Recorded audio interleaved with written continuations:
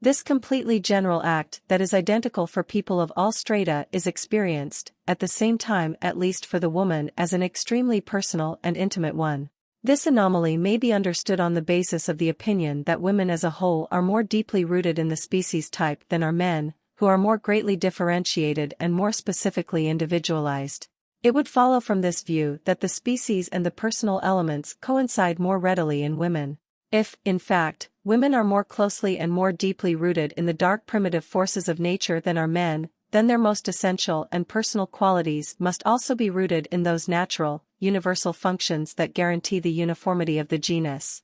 Furthermore, it follows that the uniformity of the female sex, in whom the general qualities are less clearly distinguished from individual traits, is also reflected in a greater uniformity in the nature of each individual woman. Experience seems to confirm that the various forces, qualities and impulses of the woman are more directly and closely connected with each other than are those of men, whose qualities are more independent, so that the development and fate of each are relatively independent. Women, however, at least according to general opinion, live under the sign of all or nothing. Their inclinations and actions are more closely associated, and it is easier, commencing from a single point, to arouse the whole of their being, with all its emotions, volitions and thoughts. If this is indeed the case, then there is a certain justification in the supposition that a woman gives herself up more completely and unreservedly by surrendering this one part of herself than does the more differentiated man under the same circumstances. The significance of this difference for both is already evident at a more harmless stage of the relationship between man and woman. Even primitive peoples request a different payment for the bridegroom and the bride respectively for dissolving an engagement. Among the Bacoks, for example, she has to pay 5 and he 10 guilders, while among the inhabitants of Bencula the disloyal bridegroom pays 40, the bride only 10 guilders. The significance and the consequences that society attaches to the sexual relations between man and woman are correspondingly based on the presupposition that the woman gives her total self, with all its worth, whereas the man gives only a part of his personality in the exchange. Society therefore denies to a girl who has once gone astray her whole reputation. Society condemns the adultery of the wife much more harshly than that of the husband, of whom it is supposed that an occasional sexual extravagancy is still reconcilable with loyalty to his wife in all its inner and essential elements. Society irredeemably renders the prostitute déclassée, while the worst rake can, as it were, still save himself from the morass by other facets of his personality and can rise to any social position. The purely sexual act that is at issue in prostitution employs only a minimum of the man's ego but a maximum of the woman's, if not in every particular case, then certainly taking all cases together. This relationship explains the role of the pimp as well as the frequently reported cases of lesbianism among prostitutes. Because the prostitute has to endure a terrible void and lack of satisfaction in her relations with men, she searches for a substitute relationship in which at least some other qualities of the partner are involved.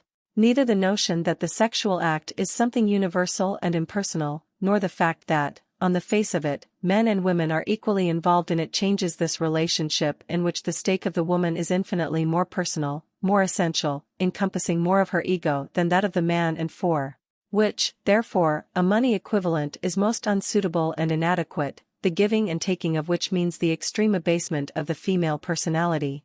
The degradation of the woman by prostitution is not in itself explained by its polyandric character, or by the fact that she has sexual relationships with many men.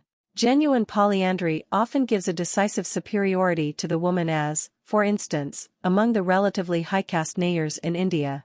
What is important here is not that prostitution means polyandry, but that it means polygamy, which degrades the personal value of women and causes the woman to lose her scarcity value. Viewed superficially, prostitution combines polyandric with polygamic features. But the advantage of the person who gives the money over the person who provides the commodity grants a tremendous superiority to the male and determines the character of prostitution as polygamous. Women consider it embarrassing and degrading to take money from their lover under circumstances that have nothing to do with prostitution, whereas this feeling often does not extend to non-monetary presents. On the contrary, women find pleasure and satisfaction in giving money to their lovers. It has been said that the reason for Marlborough's success with women was that he accepted money from them.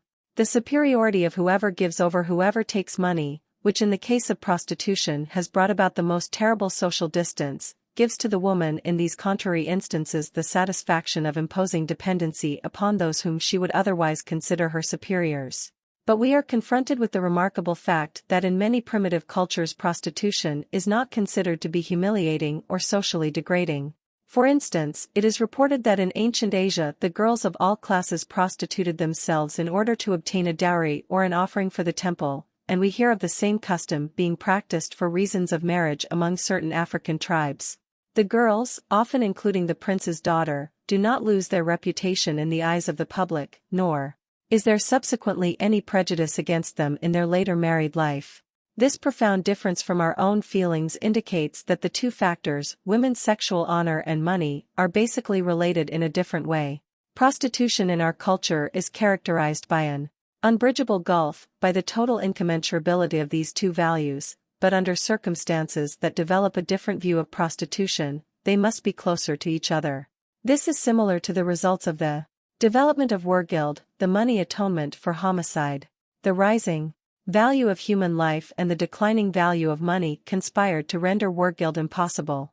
The same cultural process of differentiation that gives to the individual a special significance which renders him relatively unique and irreplaceable makes money the standard and equivalent of such a divergent range of objects that the growing indifference and objectivity makes it increasingly less suitable as an equivalent of personal values. That disproportion between commodity and price that gives prostitution its character in our culture does not yet exist to the same extent in lower cultures. When travelers report that the women of many barbaric tribes display a striking physical and often mental similarity to men, then this is because they lack that differentiation which lends a value to the more highly civilized woman and to her sexual honor that cannot be compensated for in money terms, even though she may appear comparatively less differentiated and closer to the species type than a man of the same status. The attitude towards prostitution thus undergoes the same changes which may be observed in ecclesiastical penance and in blood money. In primitive epochs, man and his inner values do not yet bear the mark of individuality, whereas money, because of its scarcity and its limited use, possesses a relatively more unique value. In so far as cultural development rends both of these positions asunder, it thus renders the compensation of the one by the other impossible, or, where that relationship persists, as in prostitution, it leads to a terrible degradation of personal value. Marriage for money. Of the great variety of opinions concerning marriage for money, the following three are important with reference to the development of the importance of money.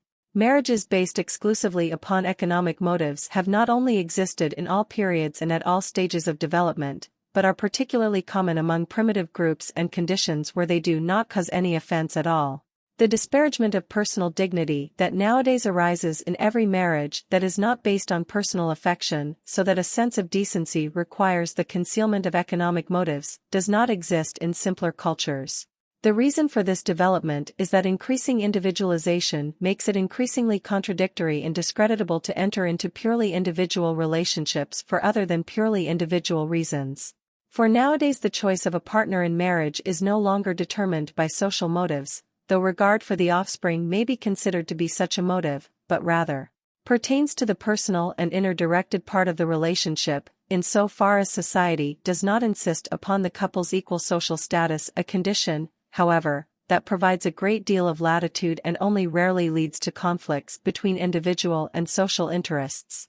In a quite undifferentiated society it may be relatively irrelevant who marries whom, irrelevant not only for the mutual relationship of the couple but also for the offspring. This is because where the constitutions, state of health, temperament, internal and external forms of life and orientations are largely the same within the group, the chance that the children will turn out well depends less upon whether the parents agree and complement each other than it does in a highly